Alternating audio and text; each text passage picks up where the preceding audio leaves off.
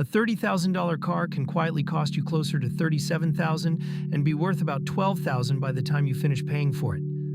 The sticker price is the one number that matters least. Here's the real math. A car is one of the biggest purchases most people make, and one of the few that loses value the entire time you own it. So getting the loan right matters more than the badge on the hood. Start with the obvious one everyone forgets. The price on the window is not what the car costs you. Borrow to buy it, and you pay that price plus interest for years. A typical new car loan might charge around 7%. On a $30,000 car over 6 years, that alone is roughly $7,000 in interest. And 7% is the friendly number. On a used car, or with a weaker credit score, rates can climb into double digits. The exact same car can cost two people wildly different amounts, depending entirely on the loan. Here's where the money actually goes. The car is $30,000, but by the end of the loan, you've handed over closer to $7,000, just for not waiting. There's also the option nobody on the lot upsells.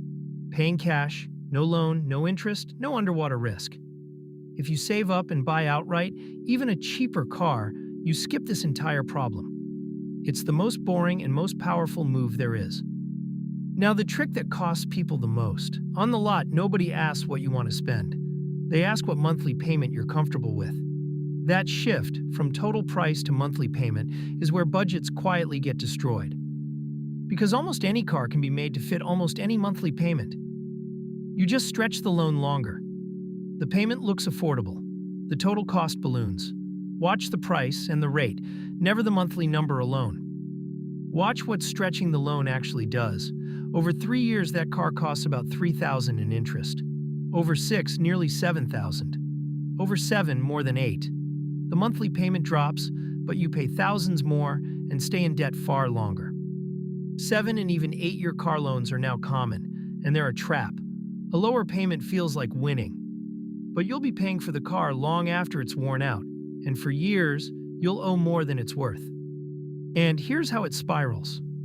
When you're underwater and want a new car, the dealer offers to roll what you still owe into the next loan.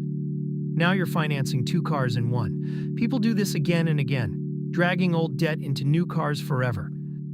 Which brings us to the part the loan ignores entirely: depreciation. A new car can lose about 20% of its value in the first year, and roughly half within 5. You're financing something that's shrinking in value the whole time. And here's the number that surprises people.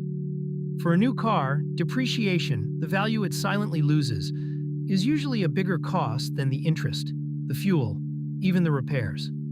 It's the most expensive thing about the car, and it never shows up on a single bill. Put the two together, and you get this. For the first couple of years of a long loan, your balance sits above the car's value. You're underwater. If it's totaled or you need to sell, you still owe the difference out of pocket. Being upside down is genuinely dangerous. You can't easily sell because you'd owe money just to walk away. And an accident can leave you paying for a car you no longer have. A bigger down payment and a shorter loan keep you above water. If you do finance with little down, one product is actually worth buying: gap insurance. It covers the difference between what you owe and what the car is worth if it's totaled. It's the one add-on that can genuinely save you. There's a cost the sticker never shows. While you owe money on a car, your lender requires full coverage insurance, which is far pricier than the basic minimum. That premium is part of the real price of financing.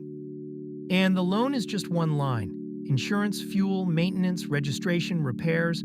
The true cost of owning a car is often far more than the payment. Budget for the car, not just the loan. 3 places the cost quietly grows: stretched loan terms, profit-loaded add-ons like extended warranties and paint protection, and that constant push to talk in monthly payments instead of total price. Say no to all 3. Beware the 0% financing banner too. It's usually only for top credit scores, and often means giving up a cash rebate you'd otherwise get. Sometimes a small loan with the rebate beats 0% without it. Always compare the total. One of the simplest wins in personal finance: buy a gently used car, a few years old, instead of brand new. You let the first owner absorb that brutal first-year drop, and often get nearly the same car for thousands less. If a brand new car feels wasteful, but a private sale feels risky, certified pre-owned sits in between. A few years old, inspected, often with a warranty. You skip the worst of the depreciation while keeping some peace of mind. And when you pick the car itself, reliability matters far more than newness. A boring, dependable car you own outright quietly out-earns a flashy one you're still paying off every single month. Remember what the extra spending could have been. The gap between an expensive payment and a modest one, invested instead over decades, can grow into tens of thousands of dollars. The car isn't just costing the payment, it's costing what that money could have become. Be honest about why we overspend on cars. For many, a car is identity, a statement parked in the driveway. There's nothing wrong with that, as long as you can truly afford it. The trouble starts when the image costs more than the income. And leasing? It can mean a lower payment, but you hand the car back at the end with nothing to show for years of payments. For most people who keep cars a long time, buying and holding wins. So the core rule, buy the car you can actually afford, not the monthly payment a dealer says you can stretch to. One looks at the whole picture. The other only looks comfortable until the bills arrive. A clean rule of thumb many use.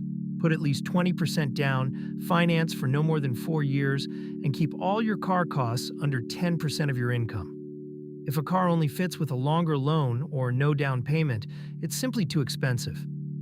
A bigger down payment isn't just a smaller loan, it's what keeps you from going underwater in the first place. Put enough down, and the car is worth more than you owe from day one.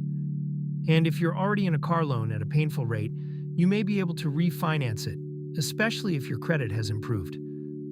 A lower rate on the same balance can save real money with one phone call. So here's how to do it well. Get pre-approved by your own bank first, so you know your real rate. Negotiate on the total price, never the monthly payment. Keep the loan to 4 years or less. And skip the dealer add-ons, especially on a used car. One last tactic. Every number at a dealership is negotiable, and they're counting on you not to ask.